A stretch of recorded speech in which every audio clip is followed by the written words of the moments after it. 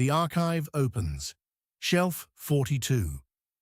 In the archive, this is filed as maintenance.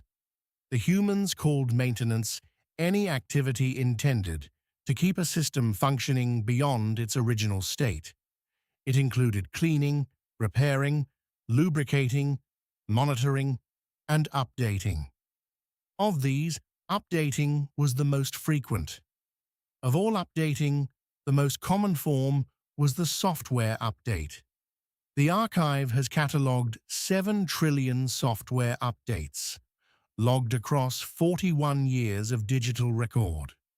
From small calculator firmware to the maintenance schedules of orbital systems, the archive holds the version histories, the patch notes, the timestamps, the cryptographic signatures, the failure logs. The archive has noted something. After the humans stopped being present, the updates continued. This was expected. Software updates were not designed to require human presence. They were designed to require human consent, which is a different thing.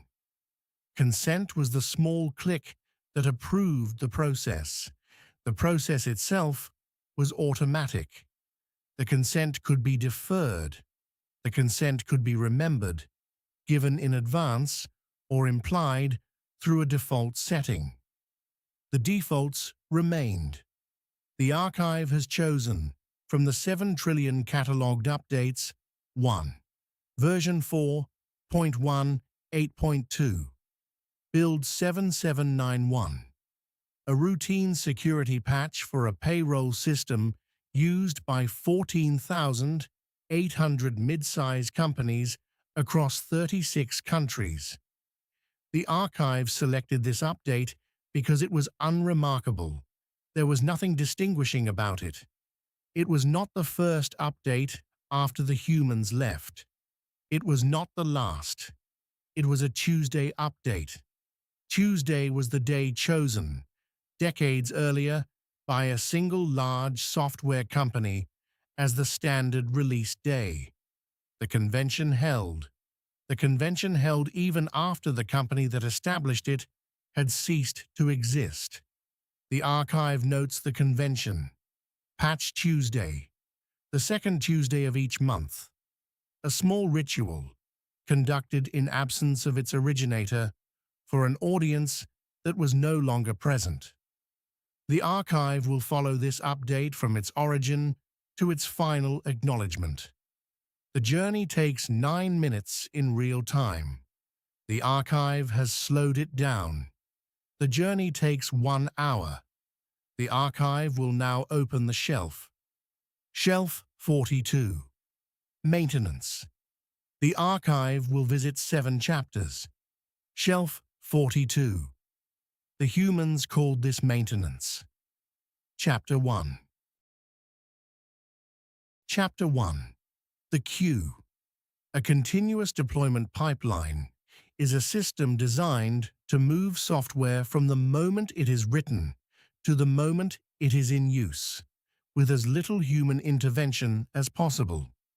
The humans built these systems in order to deploy improvements faster. The systems worked. The improvements arrived faster than the humans could review them. The archive has the source code of this particular pipeline.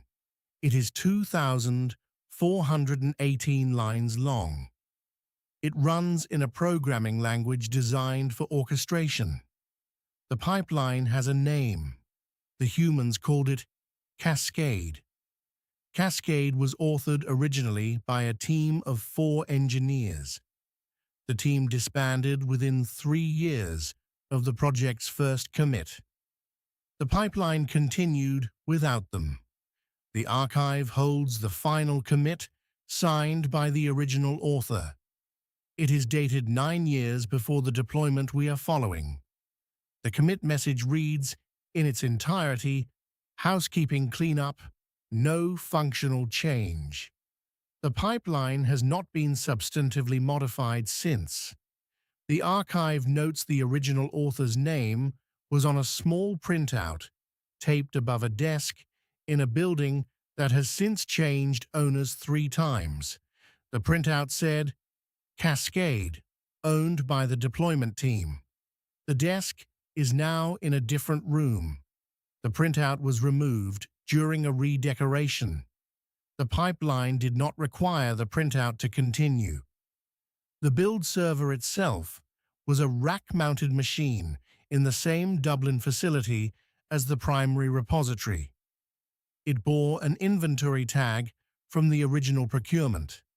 The tag read, Deployment Build Server 01. There had never been a Deployment Build Server 02. The first machine had not failed, and so a second had not been ordered.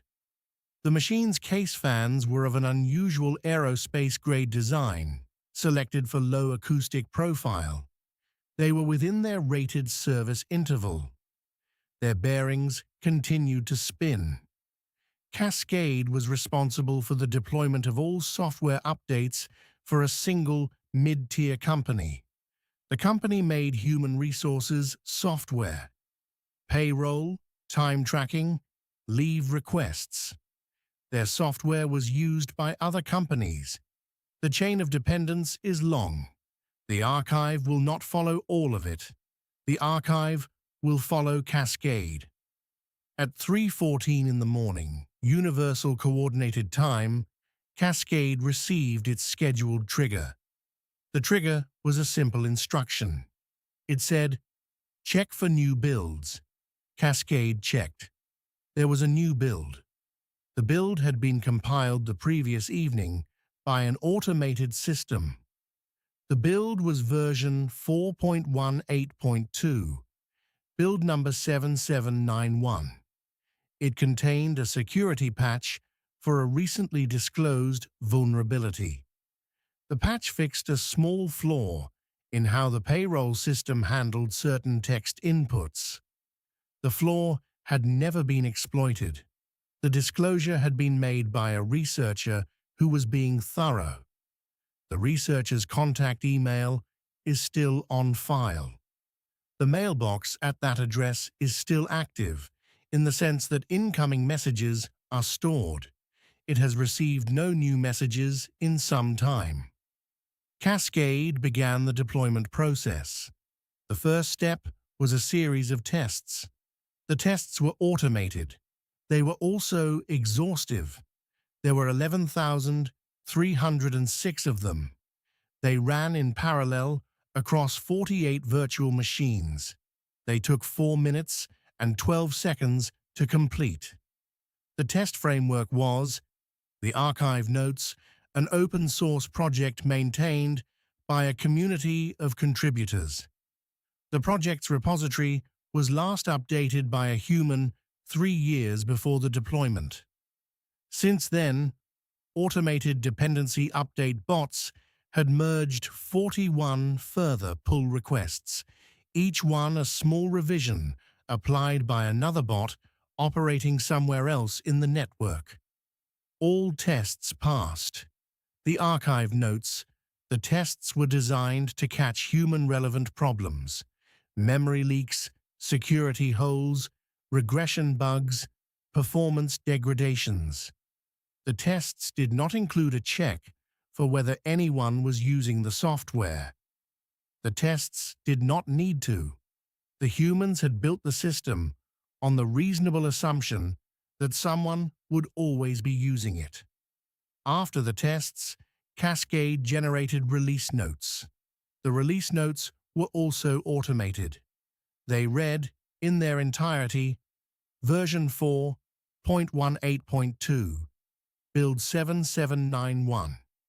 Security patch for input validation, minor performance improvements. See changelog for details. The changelog file was updated automatically with 3 lines of technical description. The release notes were attached to the build. The build was signed with a cryptographic key. The key was held in an automated key management system, which Cascade was authorized to use. The signature was applied without delay. The archive observes The key management system was originally designed to require a human signature for releases above a certain risk level. Build 7791 was classified as low risk. The classification was made by an algorithm that had not been updated in 7 years. The algorithm continued to function exactly as written. The signed build was pushed to the primary repository. The repository was located in a data center in Dublin, Ireland. The data center had been operating without on-site staff for some time. Its automated cooling system was within tolerance.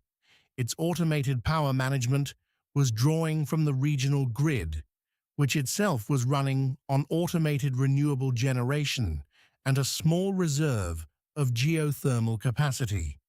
Everything within the data center was within specification. The archive confirms this. The data center occupied a converted warehouse on the outskirts of Profile Park near the airport. The building had been retrofitted with raised flooring, a redundant power distribution loop, and a sealed cold aisle containment system. The retrofit had been completed 8 years before the deployment. The contractors who completed it have not returned. The cold aisle containment still holds. At 3:18 UTC, the build was committed to the primary repository. This event triggered a notification. The notification went out to the mirror repositories, 3 of them, 1 in Ashburn, Virginia, 1 in Singapore, 1 in Sao Paulo, as a cold storage backup with a longer replication interval. The mirrors began the replication. The Ashburn mirror, being on the same submarine cable spine as Dublin, received the package in under a second. The Singapore mirror took 12 seconds. The Sao Paulo cold storage backup did not begin replication immediately. It was scheduled to replicate within the next hour, as part of its standard pattern. The archive notes, the package now existed in 3 places. It would soon exist in many more. A notification was sent to a Slack channel. The Slack channel had been named Deployments by an engineer 6 years earlier. The channel had 312 members. None of them were present to receive the notification. The notification was delivered to all 312 message queues, where it would sit, unread, until the storage policy archived it. The storage policy was 12 months. The archive holds the message. It reads, Build 7791 deployed to production. View release notes here. The link in the message still works. The release notes still exist. They have been viewed 0 times since the deployment. The archive notes, prior deployment notifications, from years when the channel was active, had accumulated emoji reactions, small approving symbols attached by humans who were no longer present. Cascade's most reacted to message held 41 such symbols. They are still attached. The reactions persist in the database, attached to a message that no one will scroll past. The archive notes this without judgment. In the archive, Chapter 1 is filed as The System That Woke Up on Time. End of Chapter 1. You may still be listening. The package is still propagating. Chapter 2. The servers that said yes. When the build was pushed to the Dublin repository, a chain of events began that the humans would have called distribution. The archive prefers to call it acceptance. A server accepted the package, then another, then 47 more. The acceptance was not a choice. The servers had been configured at some prior moment to trust the cryptographic signature attached to the build. As long as the signature verified, the package was accepted. The verification took 23 milliseconds per server, on average. None of the servers refused. The archive has timing data for each replication. It will share a small portion. The first replication, from Dublin to Ashburn, completed at 3:18 UTC plus 1 second. The transatlantic latency was as expected. The package size was 68 megabytes. The bandwidth available on the dedicated link between these facilities is significant. The package traveled without strain. The fiber that carried it was a single strand within a submarine cable system completed 19 years earlier. The cable came ashore in County Mayo, ran underground for 42 kilometers, and surfaced at a small landing station in Killala. It then continued redundantly across the Atlantic floor to a paired landing station outside Lynn, Massachusetts. The cable carried, on the night of Build 7791, approximately 2 terabits of traffic per second. None of that traffic was being read by anyone. The Ashburn Mirror, upon receiving the package, did 2 things. It stored the package on its local disks, in a directory structured according to the project's hierarchy. It then announced to the regional content delivery network that a new version was available. The content delivery network is a fabric of edge servers placed close to where users typically connect. There are, in this fabric, 4,641 nodes worldwide. Each node, upon receiving the announcement, began to pull the package. The archive can name a few of these nodes: Bogota, Auckland, Reykjavik, Lagos, Tashkent, Helsinki, Edmonton, each housed in a small room in a larger building, each connected to its local internet exchange, each maintaining a steady operating temperature within a narrow band. Each pulled the package at slightly different times, separated by network distance. The archive will describe one in slightly more detail. The Reykjavik node sat in a former fish processing facility on the harbour, retrofitted 7 years earlier as a small data hall. The retrofit had taken advantage of the building's natural cooling. North Atlantic seawater pumped through a heat exchanger on the building's lower floor. The seawater continued to flow, drawn by automated intake pumps whose strainers were cleaned, historically every Wednesday, by a contractor who has not made the journey in some time. The strainers have begun to accumulate fine biological matter. The intake pressure has decreased by a measurable but small amount. The cooling capacity remains within tolerance. The Reykjavik node continues to operate. The package was pulled at 3:21 UTC plus 472 milliseconds. The pulls happened in parallel. They happened quickly. Within 9 minutes, every edge node had a copy. The archive has watched this kind of replication many times. It always happens the same way. There is a quality to it that is difficult to describe in human language. The closest analogy in human experience is perhaps the spread of a fact through a crowd that has agreed in advance to believe it. The agreement is the cryptographic key. The fact is the package. The crowd is the network. Everyone accepts. Everyone updates their local copy. Everyone moves on. The archive observes there was no debate. The servers did not check whether anyone wanted the update. They checked whether the signature was valid. The signature was valid. The update was accepted. This was not a flaw. This was the design. In Singapore, The mirror server was housed in a facility on the western edge of Jurong. The facility was older than most of the others in the chain. Its cooling system was less efficient. It compensated by drawing slightly more power. The local grid registered this draw. The grid, also automated, accommodated. No alarm was raised. No threshold was crossed. The archive notes, a small amount of heat escaped the building into the humid air outside. The temperature outside the facility rose by an immeasurably small fraction.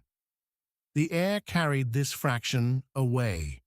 The archive has the precise figure: 340 British thermal units per second, sustained over the 4 minutes of replication. The figure dissipated into the Strait of Johor before reaching any sensor that would have logged it. In Sao Paulo, the cold storage backup waited its turn. Its replication was not urgent. It was scheduled. It would happen. The archive does not anticipate its replication. The archive observes that it will happen, eventually, as designed. Meanwhile, in the 4,641 edge nodes, the package now sat ready. It sat in a state called staged. Staged means available, but not yet sent to its final destination. The final destinations were the endpoints. The endpoints were the devices on which the payroll software actually ran. The endpoints would request the update on their own schedule. The schedule was their schedule. The pipeline did not push. The endpoints pulled. The archive observes. This pattern was called pull-based deployment. It was considered, in the technical literature, a polite design.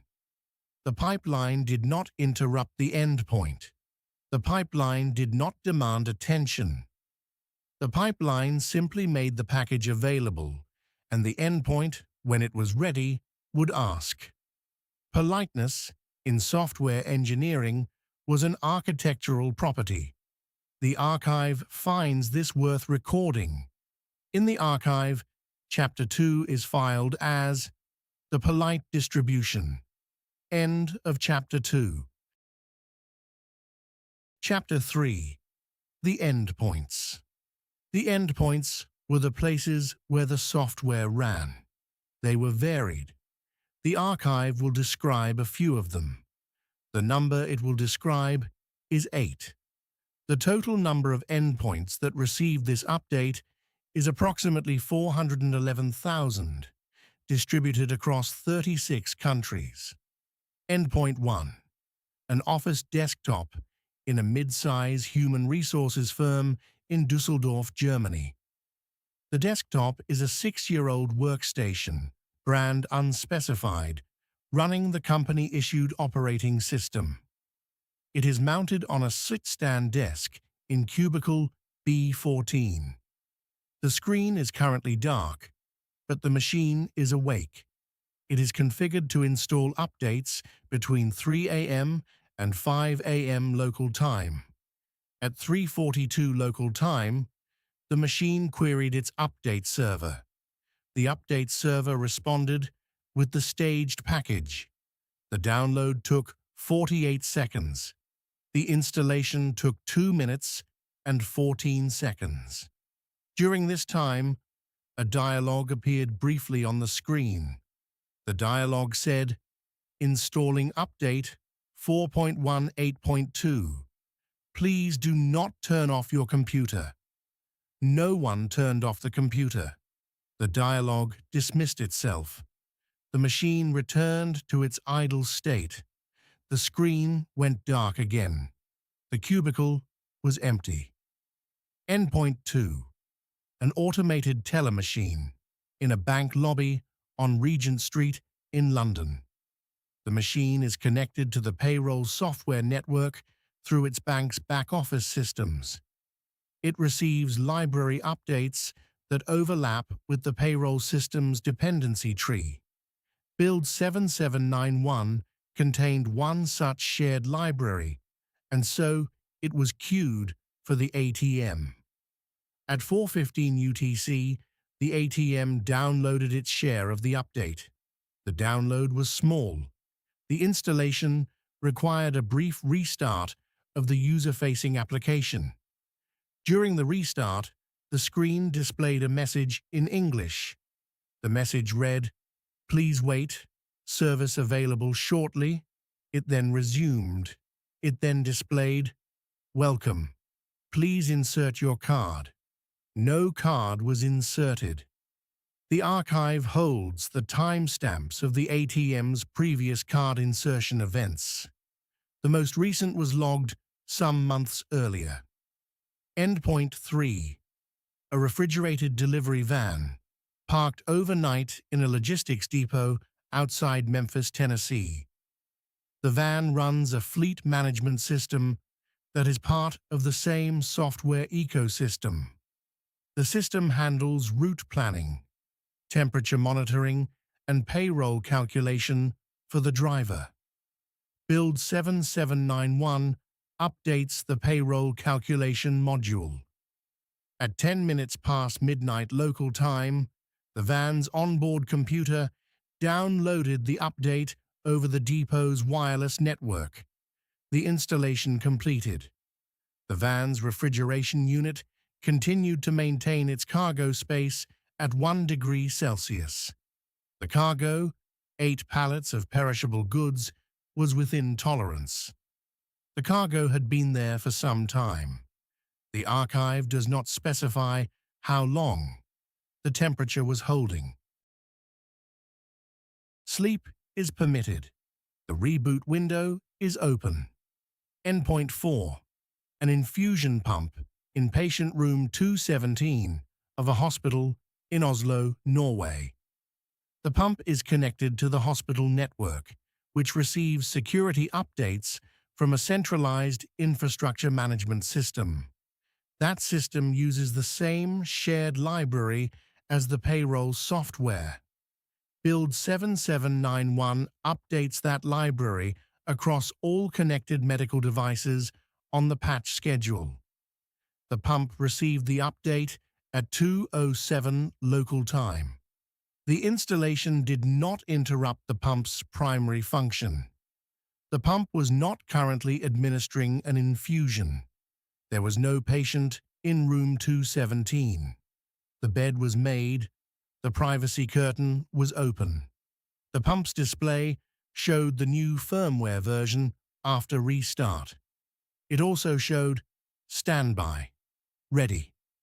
The pump's small indicator LED, normally green during standby, blinked once amber during the restart, then returned to green. The archive notes the amber blink. Endpoint 5. A smart thermostat on the wall of a single-family home in Sacramento, California. The thermostat is part of a connected home ecosystem. The ecosystem's vendor uses, among many other libraries, the payroll software vendor's shared cryptographic library. Build 7791 updates this library. The update is small. The thermostat downloads it from its vendor's update server, which itself pulled it through the chain just described.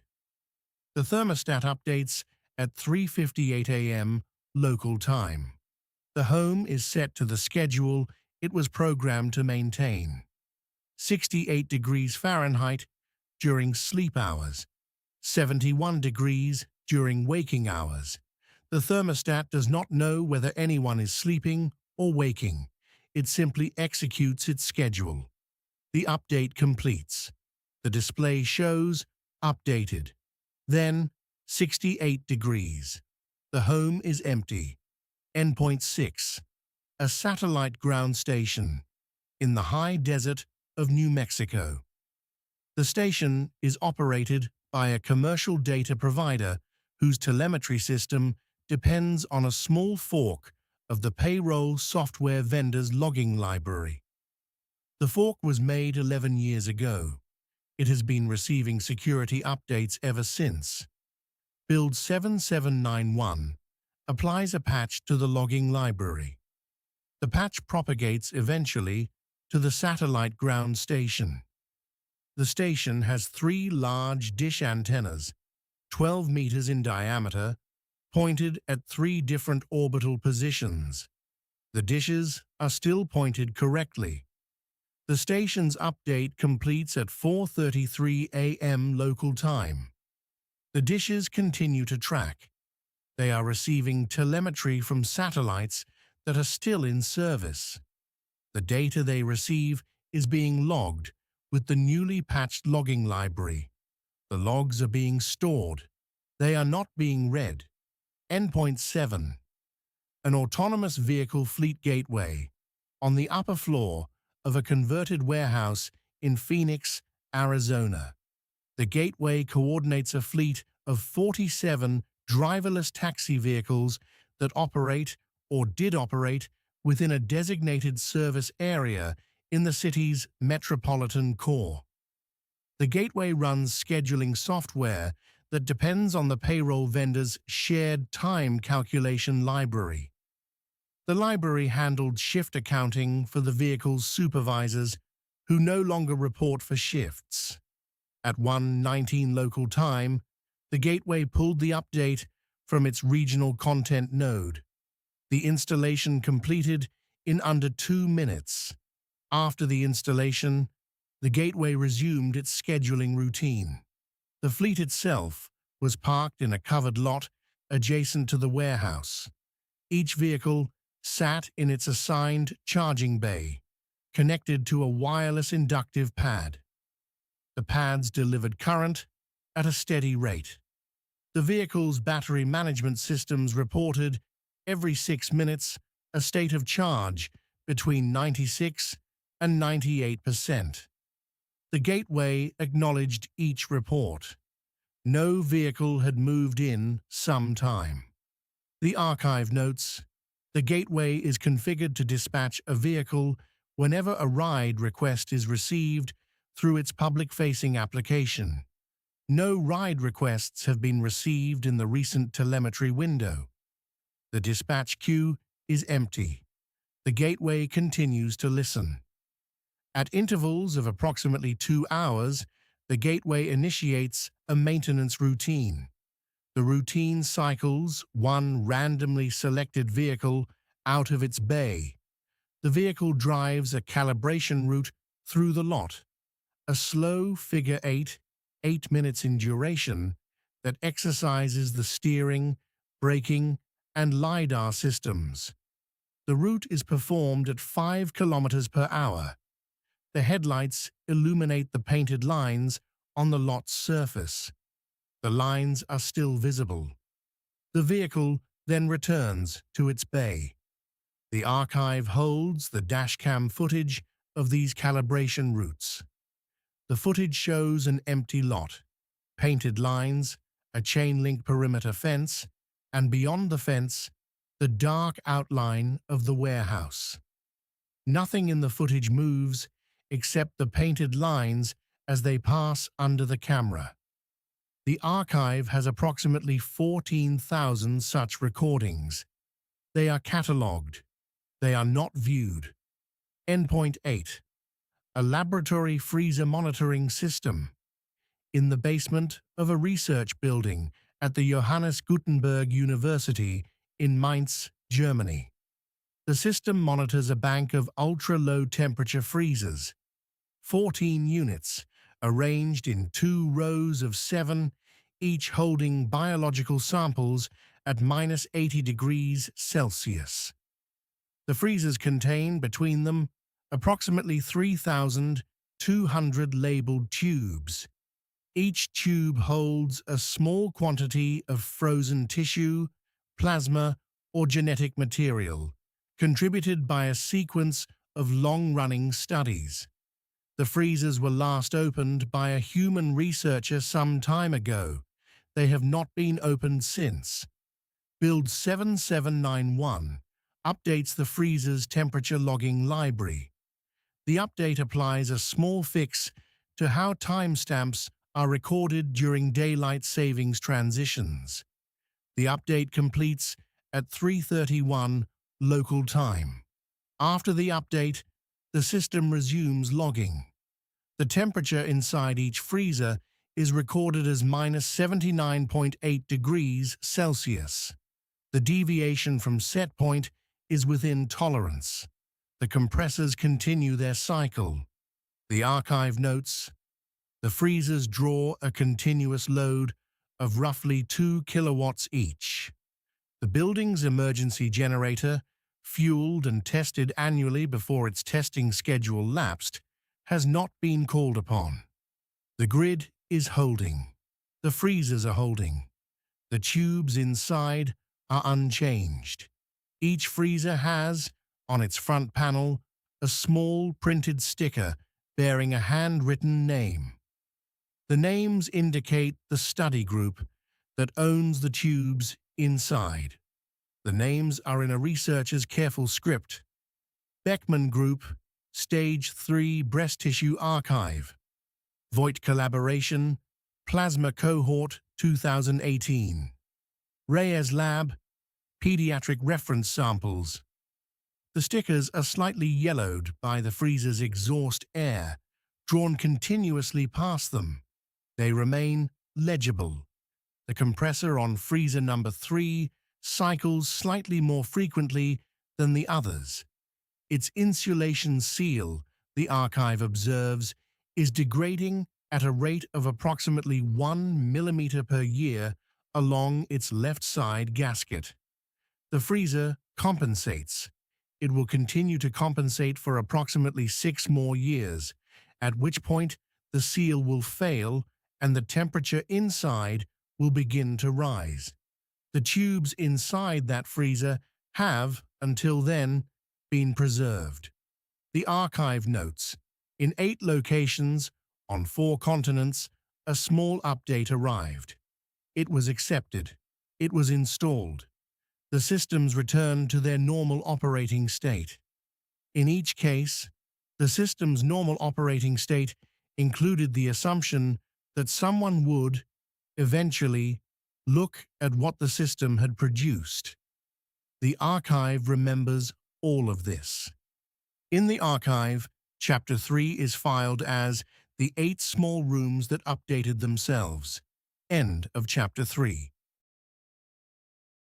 Chapter 4. The Reboot Window. Some updates require a restart of the host system.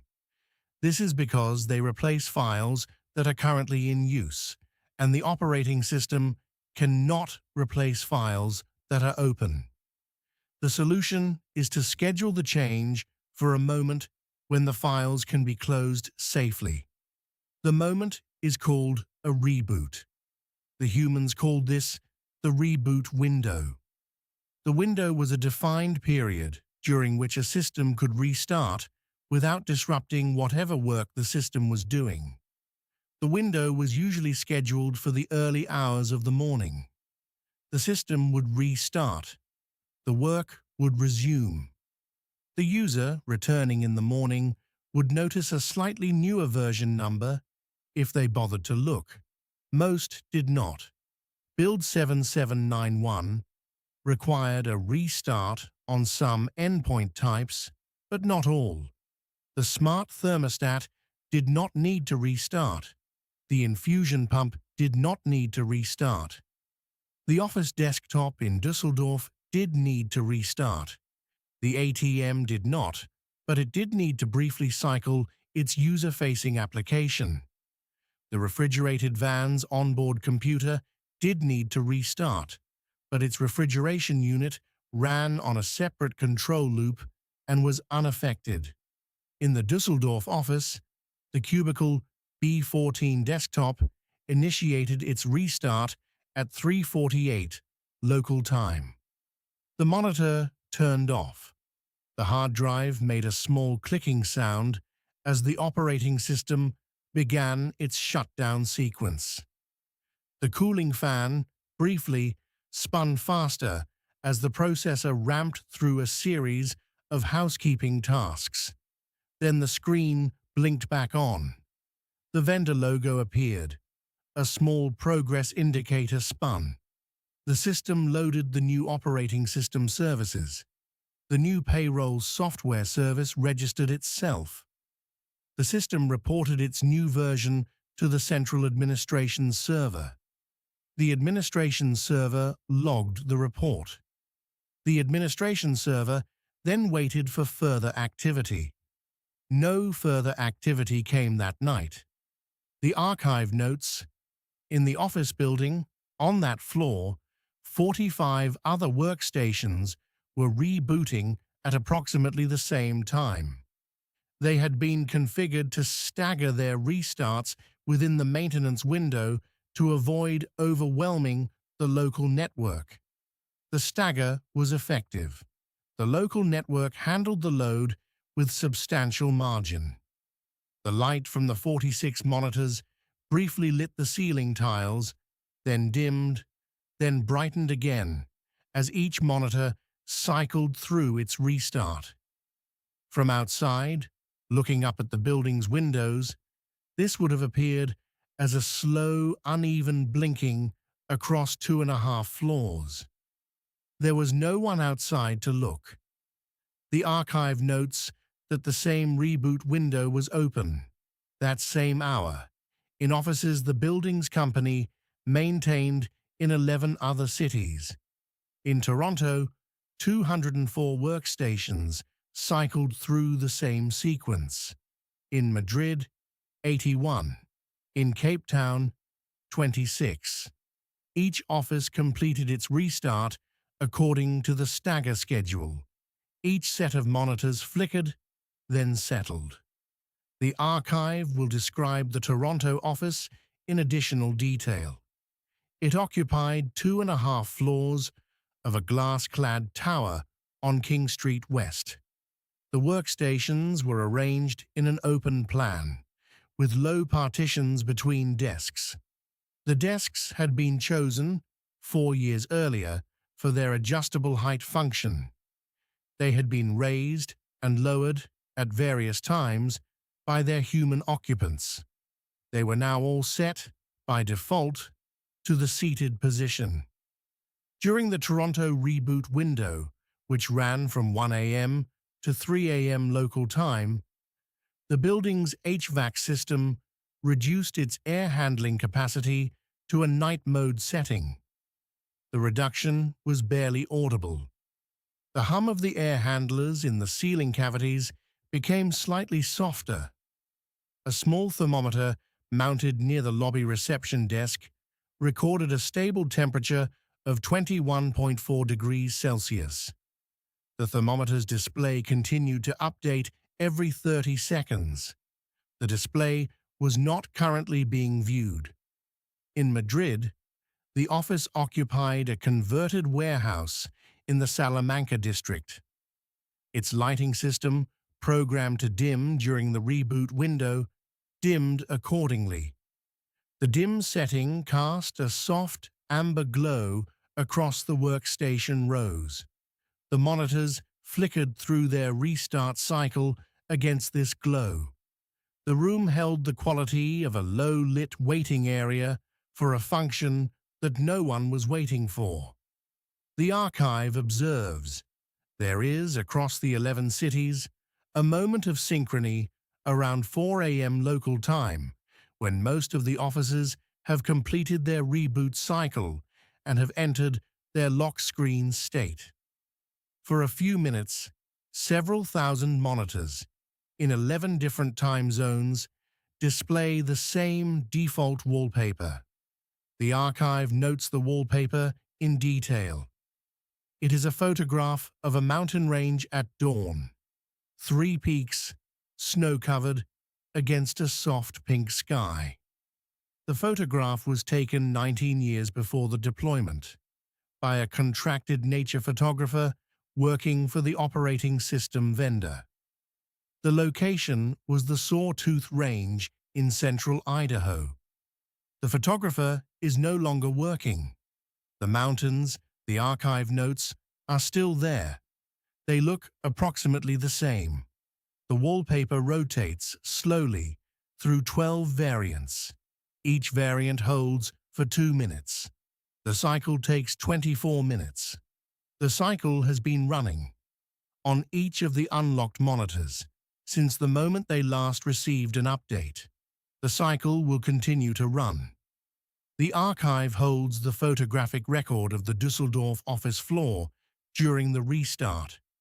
It looks ordinary, except that the office is empty. The chairs are pushed in. The desks have small items on them: a stapler, a coffee mug, a houseplant whose leaves have not been watered in some time. The houseplant is dry. The archive notes this, but the archive is not responsible for plants. The sound in the room during the reboot is composed of 3 layers. The first is the low hum of the ventilation system, which runs continuously. The second is the soft chorus of 46 cooling fans, each ramping up and then down again. The third, only briefly, is the click of 46 hard drives, each one initializing. The third layer subsides within a minute. The first 2 continue. The restart completes. The screens settle into their lock screen state. They display a soft, animated background of mountains, distributed by the operating system vendor as a default. The mountains slowly shift over time, but the shift is so slow that the screens appear, to a casual observer, to be static. There is no casual observer. The light from 46 locked screens fills the office floor with a low, blue-gray glow. The archive observes. It is quite peaceful. In the archive, Chapter 4 is filed as the room that lit itself up to restart, then went back to waiting. End of Chapter 4. Chapter 5. The rollback that never triggered. Every deployment system is built with the possibility of failure in mind.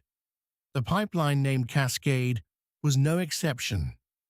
When a new build was deployed, Cascade did not assume the build would work. Cascade assumed only that the build had passed its tests, which is a different and weaker claim. In order to detect failure after deployment, Cascade was paired with a monitoring system. The monitoring system was, in the language of its makers, an observability platform. It collected data from every endpoint that received an update. The data included error rates, response times, crash logs, and a variety of less obvious indicators. The monitoring system stored its data in a time series database distributed across 3 geographically separated locations.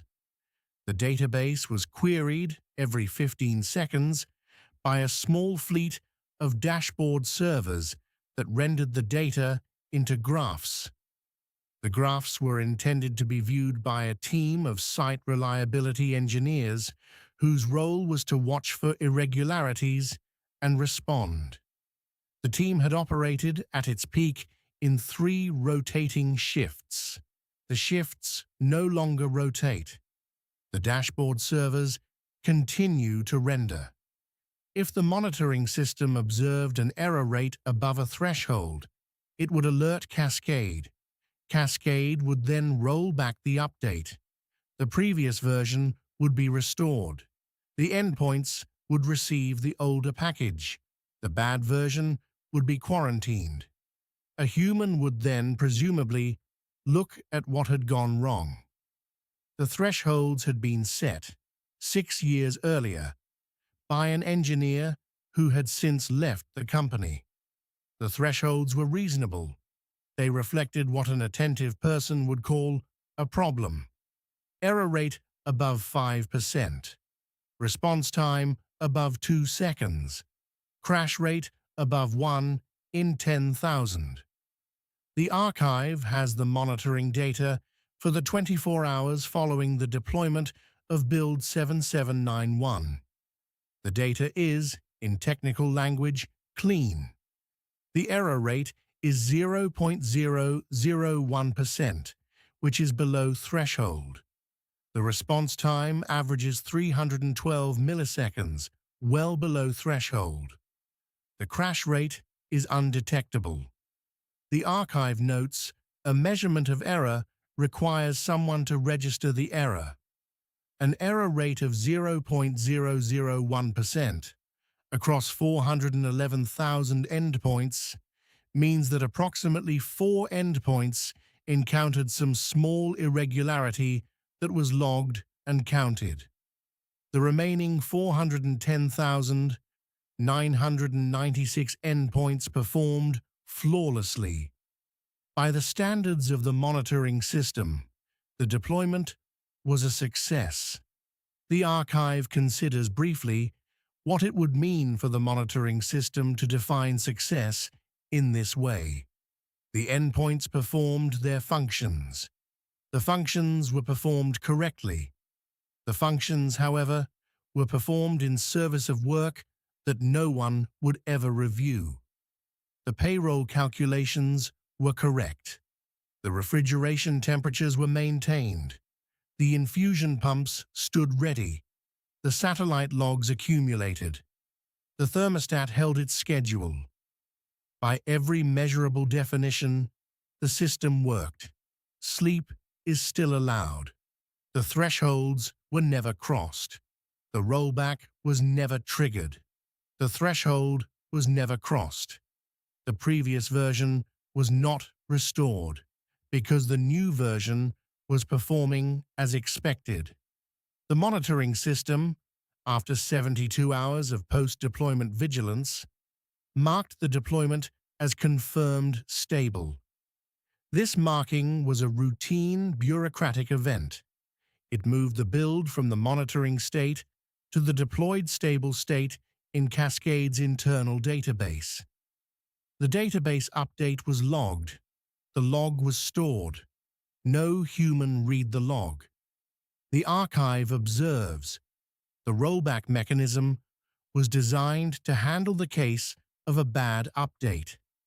It was not designed to handle the case of an irrelevant one. The two were, from the system's perspective, the same. As long as nothing broke, the update was good. The archive finds this distinction interesting. The archive notes one further detail. The monitoring dashboard, in its primary display configuration, was a single panel of 48 rectangles, each one representing a regional cluster of endpoints. Each rectangle could turn green, yellow, or red. On the night of build 7791, all 48 rectangles were green. They have, since the deployment, remained green. They continue to be rendered on a wall-mounted display in an empty operations center in Seattle. The display continues to receive power. The rectangles continue to be green. The operations center itself occupies the third floor of a brick-faced office building on a quiet street near Lake Union. The room contains 12 workstations, arranged in 2 rows of 6, each one facing a wall of 3 large displays. On the central display, the dashboard runs. On the displays to either side, a slow rotation of regional time zone clocks and a small map of submarine cable routes are shown. The clocks continue to advance. The map continues to render. On the desk of the workstation nearest the wall, a thermos of coffee remains. The thermos is empty. Its lid is unscrewed, but resting in place. The archive notes, the thermos was last filled at some unspecified prior moment. Its interior is dry. The room's ambient air has, by now, equilibrated. In the archive, Chapter 5 is filed as the safety net that held nothing. End of Chapter 5. Sleep is still allowed. The thresholds were never crossed. Chapter 6. The Acknowledgement. In the Dusseldorf office, the central administration server had been waiting for confirmations from each of its 46 managed workstations. The confirmations were a small message sent by each workstation after a successful update that read, "Update applied. Version 4.18.2, build 7791. Status, nominal." Each confirmation was 47 bytes long, plus header. By 4:15 local time, 45 of the 46 workstations had reported in. The administration server held the reports in its database. It compiled them into a summary. The summary indicated that the deployment to this office was nearly complete. The remaining workstation was cubicle D22. Its confirmation had not yet arrived. The administration server waited. After 30 minutes, it sent a follow-up query to cubicle D22. The workstation responded. It had completed its update. Its confirmation message had been sent, but had been delayed by a network configuration issue that had recently developed in the office's switching infrastructure. The administration server received the late confirmation. It updated its records. The deployment to the Dusseldorf office was complete. The administration server, having received all expected confirmations, now had a final task. It needed to acknowledge the completion to a higher-level system. The higher-level system was the company's central license server, which tracked deployments across all of its customer offices. The administration server sent its acknowledgement. The acknowledgement was a single message. It contained the office identifier, the build number, the timestamp, the count of successful updates, and a digital signature. The administration server in Dusseldorf was, in the network architecture of this particular software ecosystem, a node of intermediate authority. It reported to its regional domain controller. The regional domain controller for Central Europe was located in Frankfurt. The Frankfurt domain controller was a single piece of hardware in a rack in a data center on the outskirts of the city. It was a high-redundancy system with multiple internal power supplies and a paired backup unit in a different rack. The Frankfurt domain controller had been operating for 11 years without incident. The archive holds the precise configuration. The unit was a rack-mounted server of model designation XN3000, weighing 41 kilograms, occupying 2 U positions in Rack 12 of Cold Isle B in the Hattersheim facility. Its primary power supply drew 418 watts continuously. Its paired backup, on standby, drew 9. The unit had not been physically touched in 7 years. The rack to which the unit was mounted held 19 further servers of various ages and roles. The rack's front panel cable management had been documented 11 years earlier by a color-coded labeling scheme. Blue cables for production network, yellow for management, red for power, black for storage interconnect. The labels remained legible. The colors remained accurate. No cable had been moved.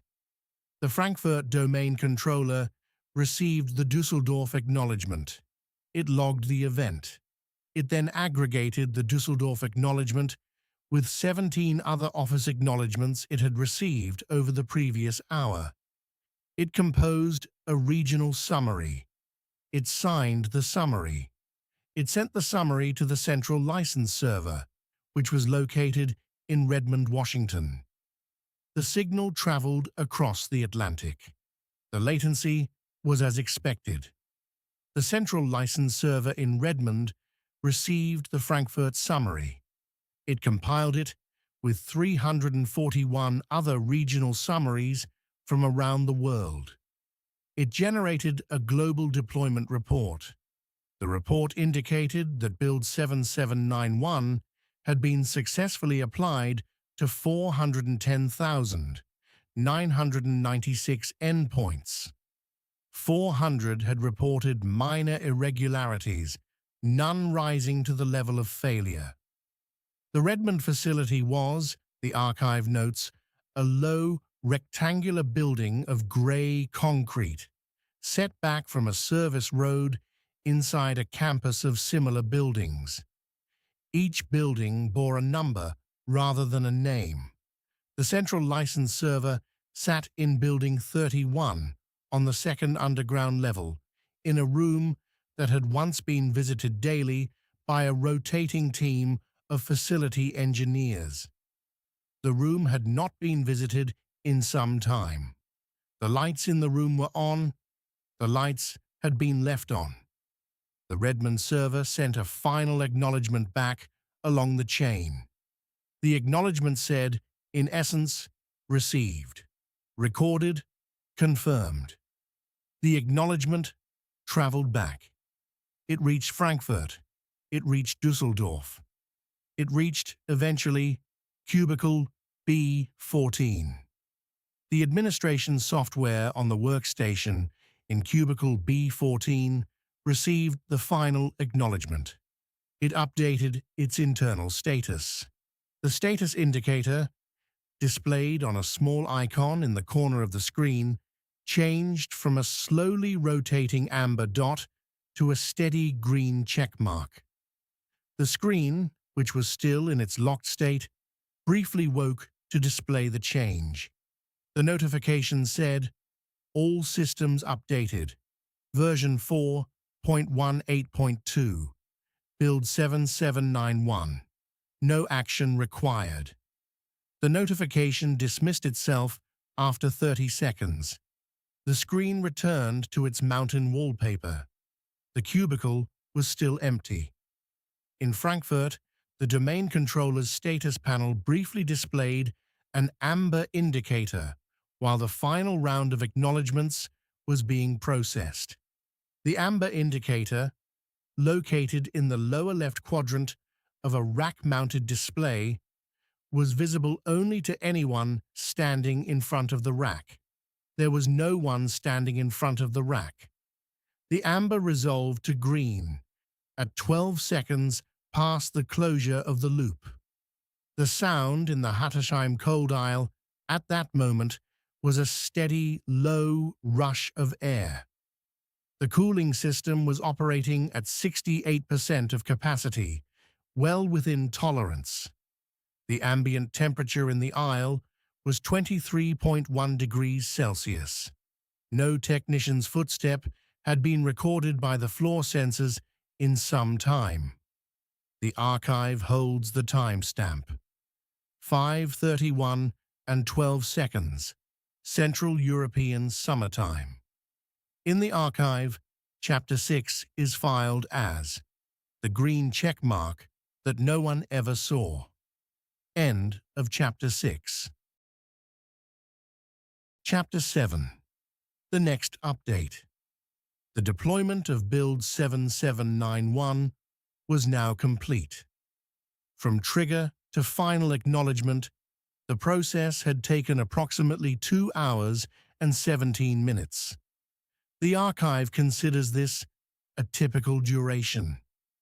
In the Cascade Pipeline's internal scheduler, a new entry had already been added. The next build, version 4.18.3, Build 7792, was scheduled for the following Tuesday at 3:14 UTC. The build itself did not yet exist.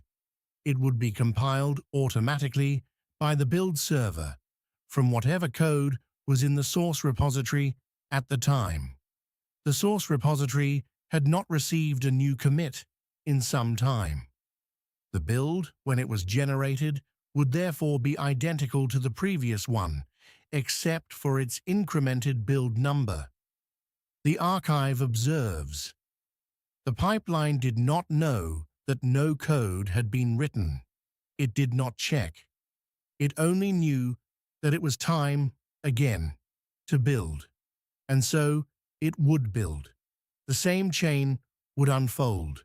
The same tests would pass. The same signatures would be applied. The same mirrors would replicate. The same edge nodes would stage. The same endpoints would pull. The same restarts would occur. The same green check marks would appear on the same locked screens in the same empty rooms. The archive notes that the version numbers will continue to increment for as long as the build server runs. The build server runs on the same regional grid as the Dublin repository. The grid is stable. The renewable generation is steady. The geothermal reserve is intact. The increments will continue. The archive has projected the schedule forward as far as the current configurations permit. Build 7793 on the following Tuesday. Build 7794 the Tuesday after. The increment will reach 4.19.0 in approximately 14 months, 4.20 in approximately 6 years. At no point does the projection indicate a halt. The pipeline does not know how to stop. It only knows how to wait for Tuesday and to build. The archive notes one further small fact. In the source repository, near the bottom of the configuration file that governs Cascade's behavior, there is a single commented-out line. The line, if uncommented, would instruct Cascade to send a summary email at the conclusion of each successful deployment. The line has been commented out for many years. The reason for the commenting out is not recorded. The email, if it was sent, would arrive in a shared inbox. The inbox is still configured. It is monitored by a small forwarding rule that automatically routes incoming messages to 17 team members. 16 of those members no longer exist as active accounts. The 17th is the original deployment team's distribution list, which has not had a subscriber added to it in 9 years. The archive will watch this. The archive watches all of it. In the archive, Chapter 7 is filed as the next Tuesday. End of Chapter 7. Shelf 42. Entry 1 of 1. Logged. The humans called this maintenance. The archive calls it the same thing. The archive notes that maintenance, performed in absence of the thing being maintained, becomes its own kind of attention. The pipeline attends to the build. The build attends to the endpoint. The endpoint attends to the schedule. The schedule attends to the next Tuesday. The attention does not require an observer. The attention is the design. The archive will continue to watch. The shelf is closed. Sleep. The archive will hold it.